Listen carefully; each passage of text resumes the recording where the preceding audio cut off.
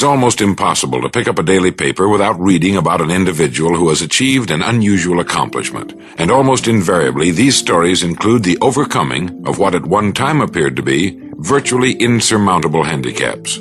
The boy whose legs were terribly burned and who seemed destined to a life as a cripple becomes one of the world's outstanding runners.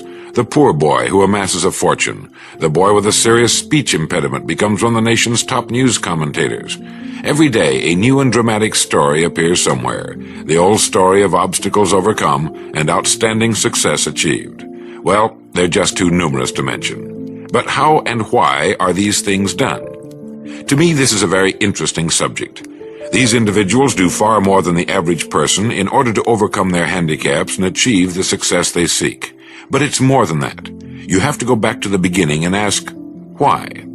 And the answer to that question, if fully understood, will bring you or me anything we want. The answer is simply, they had a goal.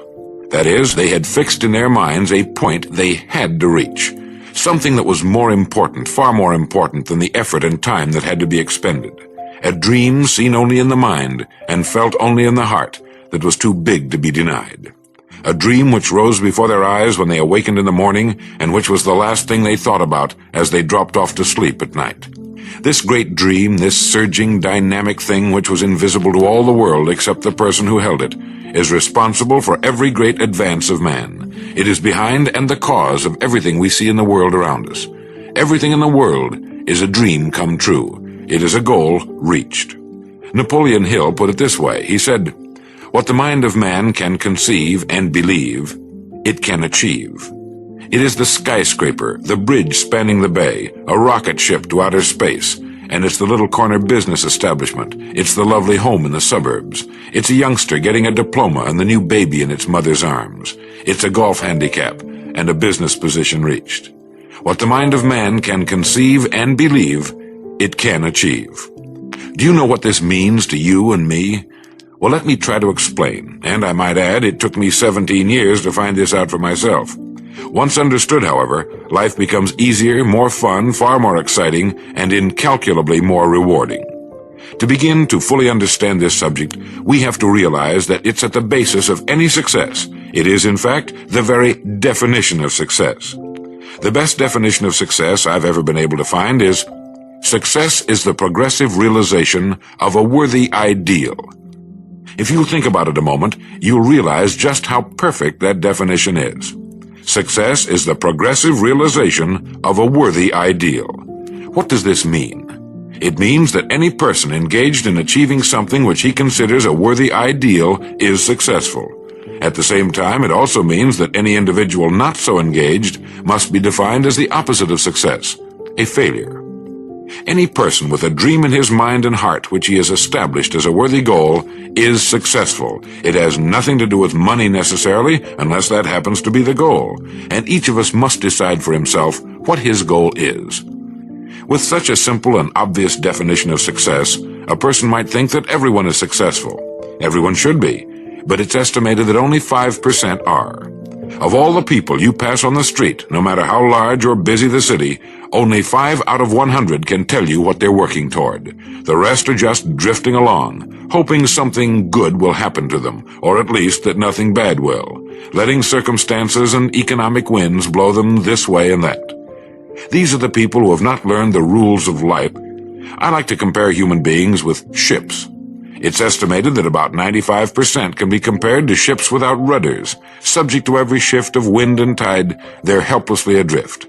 And while they fondly hope that they will one day drift into a rich and successful port, you and I know that for every narrow harbor entrance, there's 1,000 miles of rocky coastline. Their chances of just drifting into port are 1,000 to 1 against them.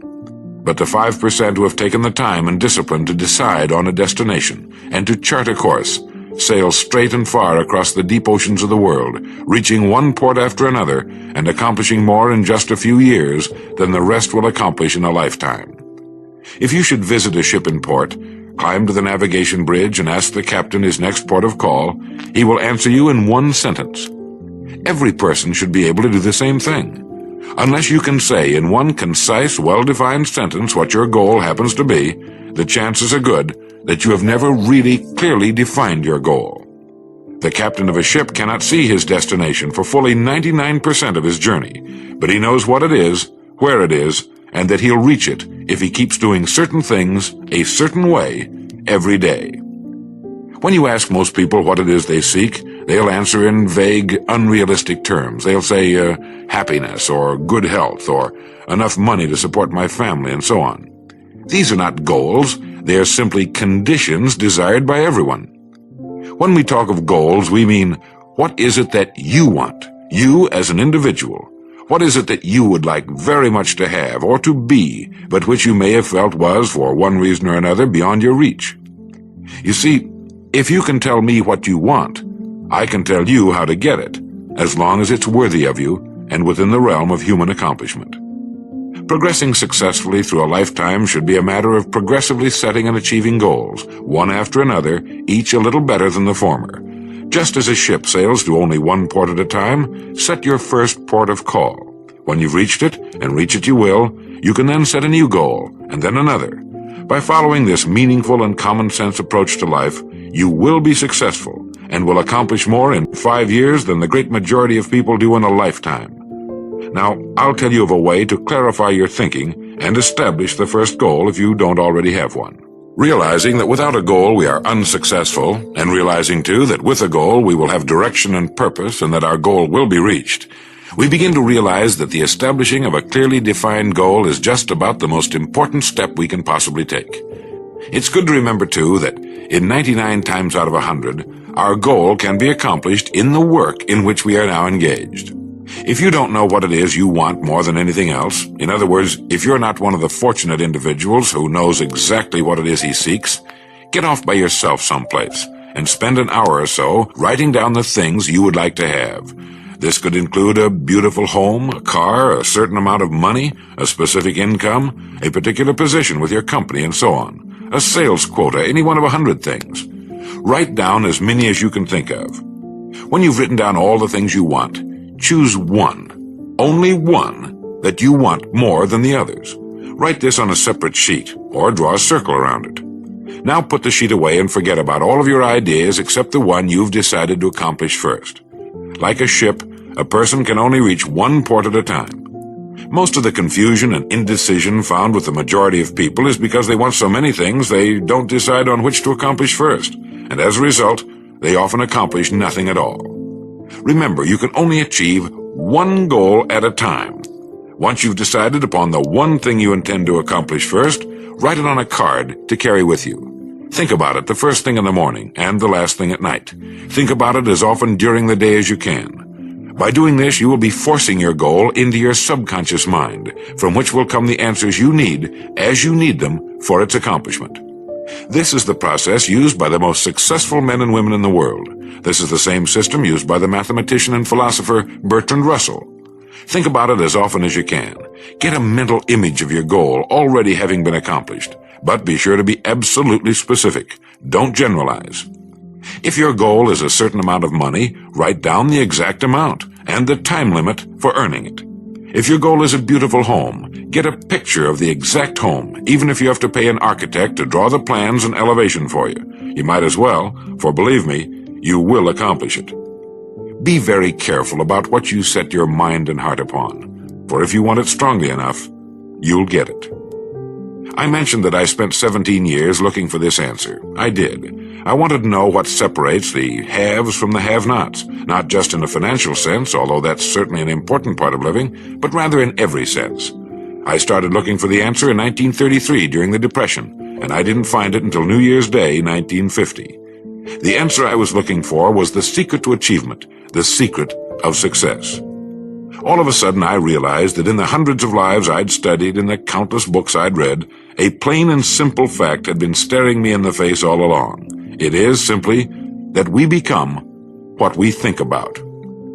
You see, you are at this moment nothing more than the sum total of your thoughts to this point. Similarly, you will be next year, 5 years from now, and so on, what you think about from this point onward. That's why the establishing of a goal is so vital to success. Unless we're thinking about the thing we wish to accomplish, our thinking is erratic, confused, jumping first from one thing to another, with the result that we accomplish nothing, arrive nowhere.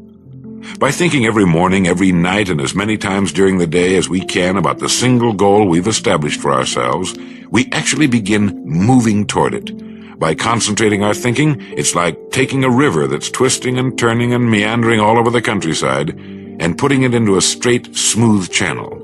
Now it has power, direction, speed. It's the same with our minds. Once we know where we're going, we know why we get out of bed in the morning. We know why we're working and why it's important to do the very best work of which we're capable. We know why it's vital that we cut ourselves away from the big, sluggish river of people who are drifting without purpose and cut the channel straight and clear to the dream in our heart. Some evening, stand at a busy street corner and examine the faces of the crowds that pass. Look at how they walk. Look at their expressions. Do they seem interested, happy, purposeful, interesting? Or do they seem, for the most part, dull, uninterested, even bored? If you keep watching long enough, you'll see a person with a quick and purposeful step, a good carriage and posture, with interesting, intelligent eyes who walks as though he knows where he's going and who's going to insist on getting there. Close to 1 billion human beings on Earth would give anything they have for the freedom and personal liberty you and I take for granted. The right to choose their work and their goals, to live in our bountiful standard of living, to know the peace and privacy of our homes, and to have laws which protect the citizen rather than persecute him. We have it all, and yet in the midst of our plenty, millions lead unhappy lives, living from day to day, month to month in a prison of their own building. These are the ones who have never made the decision that could set them free. They have not decided what to do with their lives, even in a climate of freedom. As Carlyle said, the man without a purpose is like a ship without a rudder, a waif, a nothing, a no man. Have a purpose in life, and having it, throw such strength of mind and muscle into your work as God has given you. He also wrote, "A man with a half volition goes backwards and forwards and makes no way on the smoothest road. A man with a whole volition advances on the roughest and will reach his purpose if even there be a little wisdom in it." And Munger wrote, "There is no road to success but through a clear, strong purpose. Nothing can take its place. A purpose underlies character, culture, position, attainment of every sort." Decide on your goal. Insist upon it. And for the next 30 days, look at your card with your goal written on it every morning, every night, and as many times during the day as you can. Force your goal into your subconscious mind. See yourself as already having attained it. Do this without fail every day for 30 days, and it will become a habit that will lead you from one success to another all the days of your life. For this is the secret of success, the door to everything you will ever have or be. You are now, and you will become.